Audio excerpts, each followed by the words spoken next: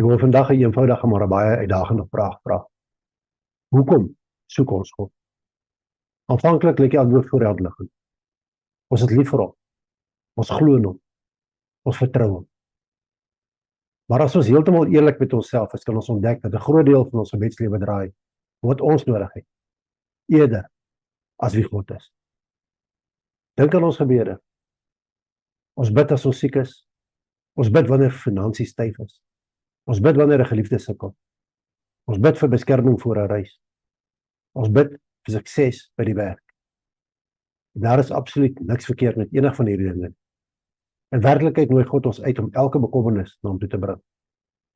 Die probleem ontstaan wanneer ons verhouding met God soos 'n besoek aan 'n ATM word.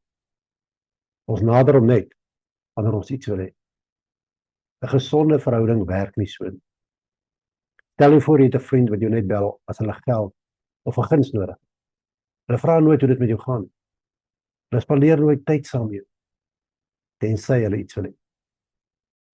Na 'n rukkie as jy gebruik voel, eerder as geliefd. Kan dit wees dat ons God soms presies dieselfde behandel?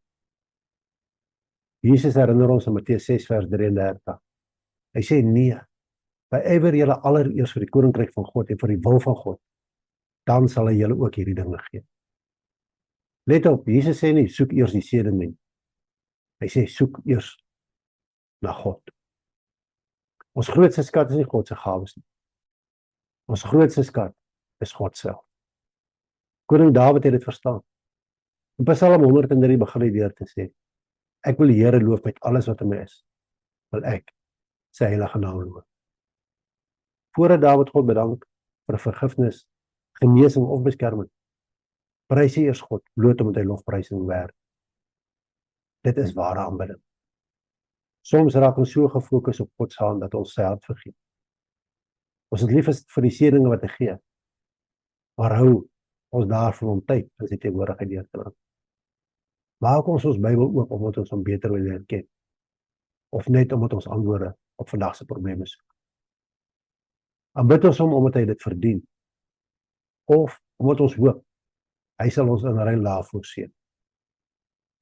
Dit is 'n ongemaklike vraag, maar dit is 'n gesonde vraag. Die wonderlike ding is dat God reeds ons harte ken. Ons kan hom nie mislei nie. Pragtige woorde of verdrukkende gebede gaan nie vir hom verander nie. Hy verlang na iets baie dieper. Hy verlang na 'n egte verhouding. Jesus het dit pragtig geïllustreer in Johannes 15 vers 5 gesê: Ek is die wingerdstok, julle die lote. Let daarop. Hy het ons verhouding as kliënt en verskaffer beskryf. Hy het dit beskryf as lewende lote wat aan 'n wingerdstok verbind het.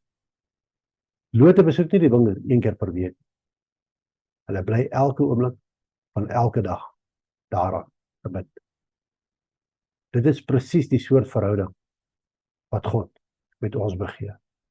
'n Verhouding gebou op liefde. 'n Verhouding gebou op vertroue. 'n Verhouding gebou op daaglikse kameraadskap. 'n Verhouding waar daar lof voor versoeke kom. Natuurlik geniet God dit vir sy kinders te voorsien. Jesus self het ons geleer om te bid: Gee ons vandag ons daaglikse brood. Ons hemelse Vader ken ons behoeftes nog voordat ons hom vra. Maar ons verhouding met hom moet nooit beperk wees tot ons behoeftes.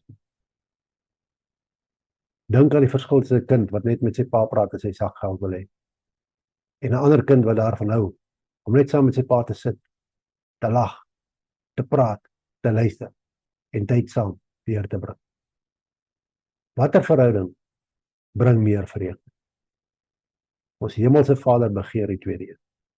Hy nooi ons uit om na hom toe te kom, nie net met ons laste nie, maar ook met ons dankbaarheid, ons aanbidding, ons liefde en ons hart.